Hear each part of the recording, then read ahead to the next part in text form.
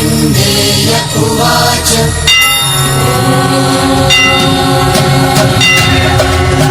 प्रथमं शैलपुत्रेति द्वितीयं ब्रह्मचारिणी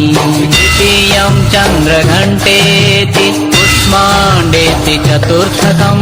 पञ्चमं स्कन्दमातेति षष्ठं कात्यायनी तथा सप्तमं कालरात्रीति महागौरीति च अष्टमं नवमं सिद्धिदात्री च नवदुर्गा प्रकीर्तिताः नवमं सिद्धिदात्री च नवदुर्गा प्रकीर्तिताः नन्दिनि नन्दितमेदिनि विश्वविनोदिनि नन्दनुते गिरिवरविन्द्यशिरोधिनि वासिनि विष्णुविलासिनि जिष्णुनुते भगवति हेशिति कण्ठकुटुम्बिनि भूरि कुटुम्बिनि भूरि कृते जय जय हे महिषासुरमर्दिनि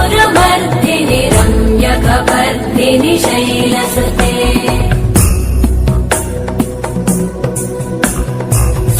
सुरवरवर्षिणि दुर्धरधर्षिणि दुर्मुखमर्षिणि हर्षरते